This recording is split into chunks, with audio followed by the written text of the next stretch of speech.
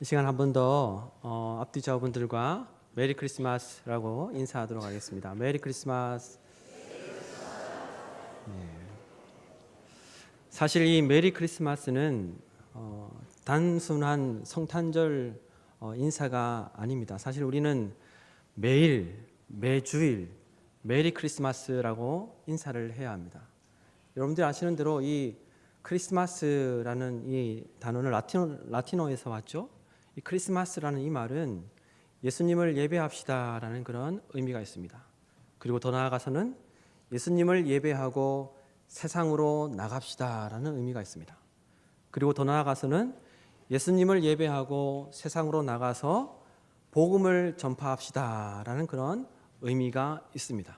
그래서 크리스마스라고 부르는 것입니다.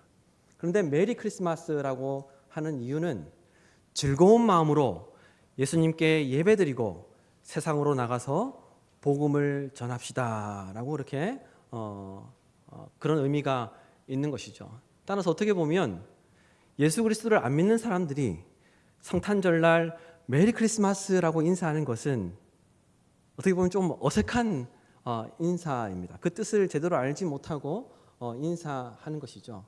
따라서 이 메리 크리스마스라는 이 말은 이런 의미가 있기 때문에 성탄절에만 사실 인사해야 되는 것이 아니라 매주일, 매일 메리 크리스마스라고 이렇게 인사해야 하는 것이죠. 그런데 오늘날 이 메리 크리스마스가 마치 성탄절에만 12월 25일에만 그렇게 인사하는 것처럼 알려져서 평소에 또 메리 크리스마스, 한여름에 메리 크리스마스라고 인사하면 약간 조금 이상하다라고 세상에서 볼 수 있지만 사실 예수 그리스도를 믿는 우리에게는 이 메리 크리스마스는 매일, 매주일 그렇게 인사를 해야 한다는 것을 기억하시고 또한 오늘 예배를 드리고 또한 세상 속에 나가서 주님을 전하는 기쁜 소식을 전하는 우리 목민의 모든 권속들이 되기를 간절히 소망합니다.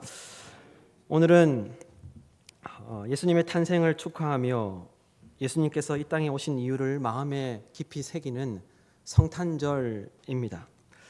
예수님은 오늘 우리 시온찬양대가 찬양을 했던 것처럼 온 세상을 그리고 모든 민족을 그리고 모든 계층의 사람들을 구원하시고자 이 땅에 왕으로 구세주로 주인으로 오셨습니다. 그래서 누가복음은 예수님께서 이 땅에 오셨다는 사실을 역사적으로 좀 알리고 싶어서 조금 특별하게 예수님의 탄생을 기록하고 있습니다.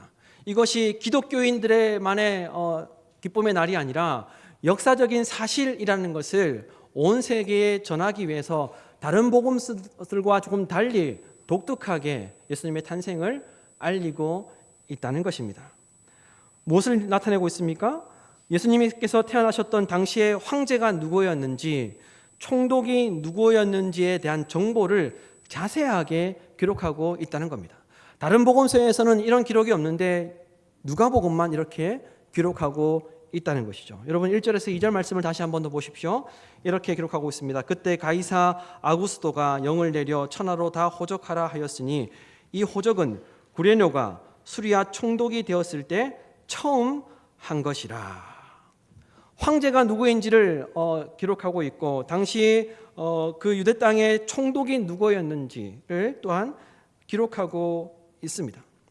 당시에 사람들은 로마의 평화가 왔다라고 그렇게 이야기하였습니다. 팍스 로마나라고 이야기하면서 로마의 평화가 이루어졌다. 로마로 말미암아 이 땅 가운데 평화가 임하였다라고 그렇게 이야기하고 그렇게 선포했습니다. 그래서 사람들은 온 세상의 평화가 당시 황제였던 아구스도를 통해서 이루어졌다라고 이야기하면서 아구스도의 평화다라고 그렇게 이야기하기도 할 때였습니다. 당시에 아구스도가 얼마나 대단한 지배력을 가지고 있었는지, 얼마나 대단한 힘을 가지고 통치했는지 지금까지는 이렇게 광범위하게 인구 조사를 했던 적이 없었는데, 역사적으로 없었는데 처음 하는 일이라고 이야기하면서 아구스도가 천하의 명령을 내려서 모두가 다 호적하라고 그렇게 하였던 것이죠. 정확한 표현에 의하면 우리는 성경에서 아구스도라고 이야기하지만 아우구스투스를 이야기합니다. 아우구스투스, 가이사 아우구스투스. 당시에 그의 지배하는 힘이 얼마나 대단했는지 천하의 명령을 내려서 인구를 조사하였습니다. 아구스도가 로마를 통치할 때 로마의 지배가 미치지 않는 곳이 없었기 때문에 천하의 명령을 내렸던 것입니다. 이처럼 아구스도는 로마 제국이 점령한 모든 지역의 재정과 정책과 절차를 재조직하려고 할 정도로 막강한 힘을 가지고 있었습니다. 그런데 놀라운 사실이 한 가지 있습니다. 1906년에 소아시아에서 아주 놀라운 로마의 비문이 발견됩니다. 이 비문은 로마의 총독 파울루스 파피우스 막시무스가 남긴 기록인데 아구스도에 대한 내용이 기록되어 있었습니다. 이 비문에서 막시무스는 당시에 이 아구스도가 어떤 왕이었는지, 어떤 황제였는지, 얼마나 영향력이 있었는지를 기록하고 있습니다. 이 막시무스가 기록한 이 비문에 의하면 로마의 가이사 아구스도를 가리켜서 이렇게 표현하고 있습니다. 신이 이 세상에 보낸 구세주. 당시에 사람들이 아구스도를 신이 이 세상에 보내준 구세주로 생각하고 숭배하고 있었던 것입니다. 또 이런 기록이 있었습니다. 그래서 아구스도의 생일은 이 세상을 위한 복음의 시작이다라고 그렇게 기록되어 있던 비문이 1906년에 발견되었던 것이죠. 이렇게 이 아구스도는 당시의 구세주로서 그리고 복음의 시작이라고, 그의 탄생이 복음의 시작이라고 불릴 만큼 대단한 존경과 대단한 숭배를 받고 있었고 모든 땅을 지배하는 강력한 힘을 가지고 있었습니다. 그때 아기 예수가 탄생하신 겁니다. 그때 예수 그리스도가 이 땅에 오셨음을 성경이 이야기하고 있습니다. 여러분 11절 말씀을 보십시오. 11절에 이렇게 기록하고 있습니다. 오늘 다윗의 동네에 너희를 위하여 구주가 나셨으니 곧 그리스도 주시니라. 사실 여러분 이 고백은 놀라운 고백입니다. 이 고백은, 이 11절의 이 고백은 사실 당시에 아구스도가 받고 있던, 아구스도에게 했던 고백과 똑같은 고백이었습니다. 그 비문에서 아구스도를 구세주로, 그리고 복음의 시작으로, 그리고 주인으로, 그리고 황제로, 왕으로 표현하고 있는데 이 11절에서 예수 그리스도가 구세주이고 왕이고 구주이고 주인이라는 것을 표현하고 있다는 것입니다. 오늘 말씀의 4절에도 나오지만 다윗이라는 이름이 반복되어서 나오고 있습니다. 이 다윗이라는 말은, 이 다윗이 반복되었다는 말, 이름이 반복되었다는 말은 예수가 유대인들이 기다리고 있던 이스라엘을 회복할 구주, 그리스도, 메시아라는 것을 이야기하는 것이죠. 이 구주라는 헬라어 소테르는 정치적이고 군사적인 말이었습니다. 힘들고 어려운 백성들을 구원해낼 왕이다라는 그런 의미입니다. 예수 그리스도가 왕으로 오셨다는 거예요. 그리고 그리스도는 이스라엘을 회복할 메시아라는 거죠. 메시아를 가리키는 말입니다. 그리고 이 주라는 말도 역시 황제를 칭호할 때, 어떤 높은 계급에 있는 사람을 칭호할 때 주라고 그렇게 불렀습니다. 따라서 예수님이 이 땅에 오심으로 인하여서 아구스도가 구세주가 아니라, 아구스도를 통해서 복음이 시작된 것이 아니라, 아구스도가 구주가 아니라, 주인이 아니라, 황제가 아니라 예수 그리스도가 왕이시고 구세주이시고 또한 주인으로 오셨다는 것을 성경이 이야기하고 있는 것입니다. 그로 말미암아 아구스도로 인하여서 복음이 시작된 것이 아니라 예수 그리스도를 통하여서 기쁜 소식, 복음이 시작되었다는 것을 오늘 성경이 우리에게 일러주고 있습니다. 그러므로 온 천하에 명령을 내릴 만큼 강력한 힘을 가지고 있던 아구스도의 평화는 완전한 것이 아니라는 것을 이야기하고 있죠. 아구스도의 평화는 사람들에게 진정한 기쁨을 주지 못한다는 것을 이야기하고 있습니다. 오직 예수께서만 참 왕이 되시고, 오직 예수만 구세주가 되시고, 오직 예수만 우리의 주인이 되셔서 이 세상을 평화로 다스리신다는 것을 오늘 우리에게 일러주고 있는 것입니다. 여러분, 오늘 말씀을 통해서 우리가 반드시 기억해야 할 것은 로마 황제 아구스도가 강력한 지배력을 가지고 천하를 다스리며 모든 것을 장악하고 있었지만 그는 진정한 구세주가 아니었습니다. 진정한 왕이 아니었습니다. 진정한 주인이 아니었다 말입니다. 온 만물을, 온 세계를 통치하시는 분은 하나님이라는 것을 믿으시기를 바랍니다. 하나님께서 통치하시고 하나님의 섭리를 통해 하나님의 역사가 이루어지는 것이라는 것을 분명하게 우리는 기억해야 한다는 것입니다.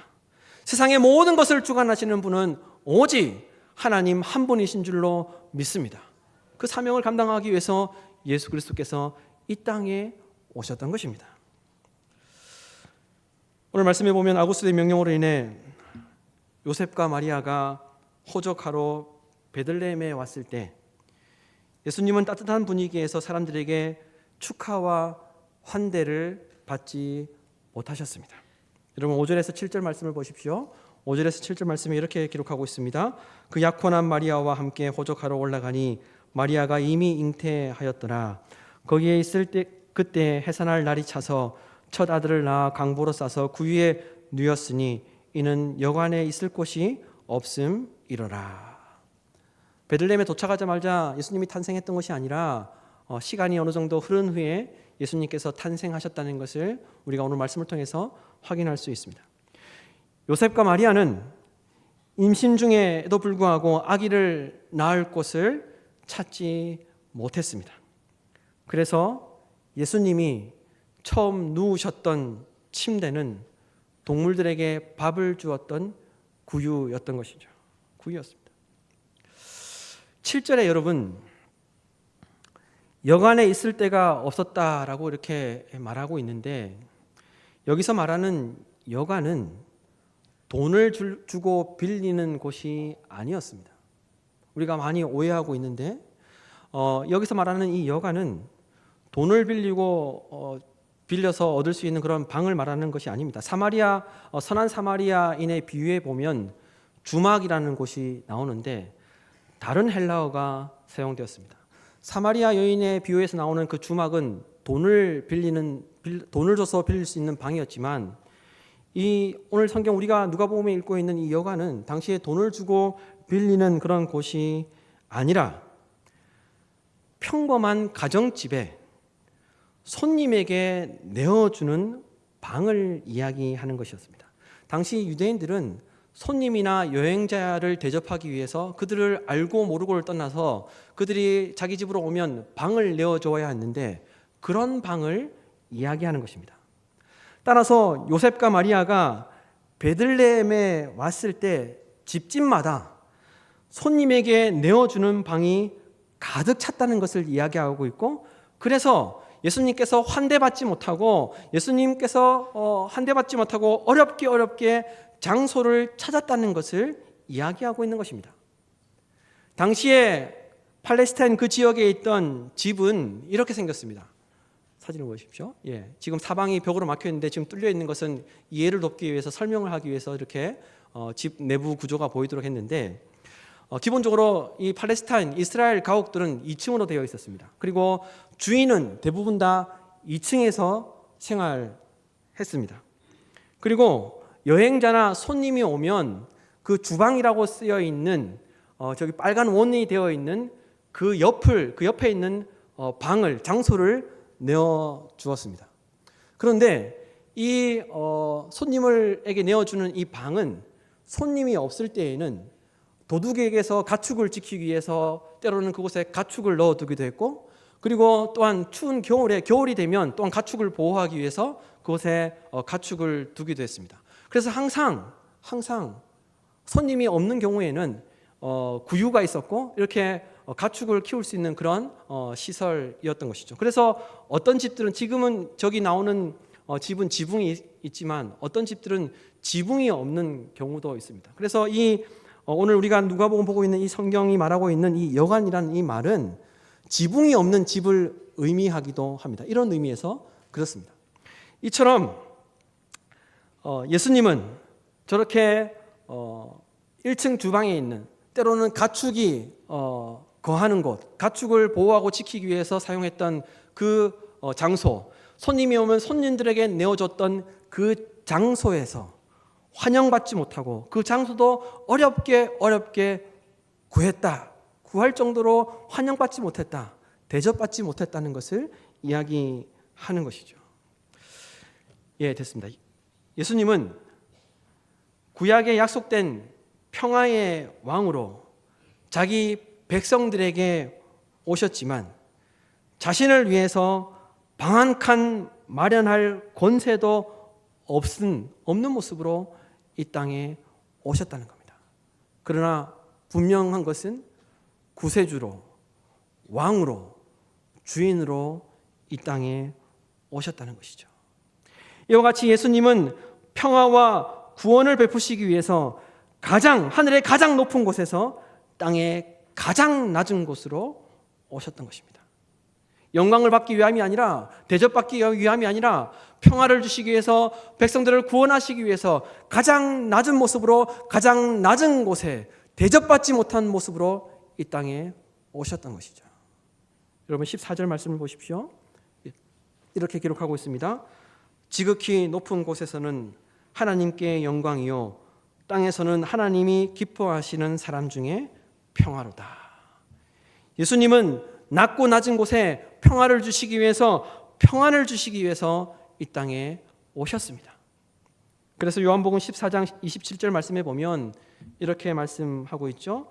평안을 너희에게 끼치노니 곧 나의 평안을 너희에게 주노라. 내가 너희에게 주는 것은 세상이 주는 것과 같지 아니하니라. 너희는 마음에 근심하지도 말고 두려워하지도 말라. 여러분, 당시 로마를 다스리며 온 천하를 지배했던 아구스도는 참된 평화를 가져다 주지 못했습니다. 참된 기쁨을 가져다 주지 못했습니다. 당시의 사람들이 아구스도를 구세주로, 그리고 그가 태어난 것을 복음의 시작이라고 그렇게 말하며 숭배했지만 아구스도는 참된 평화와 참된 안식을, 참된 기쁨을 이 땅 가운데 주지 못했습니다. 그럼에도 불구하고 사람들은 당시 사람들이 아구스도를 바라보며 개인의 평화와 안녕을 구했던 것처럼, 아구스도를 찬송하며 숭배했던 것처럼 오늘날 우리는 어떻습니까? 우리도 그 무엇인가에게, 그 어떤 것에 우리의 평화를 구하고 우리의 안녕을 구하고 있는 것이 사실이죠. 그러나 우리가 예수 그리스도가 아닌 다른 것으로 평화를 얻을 수가 없습니다. 평안을 얻을 수가 없습니다.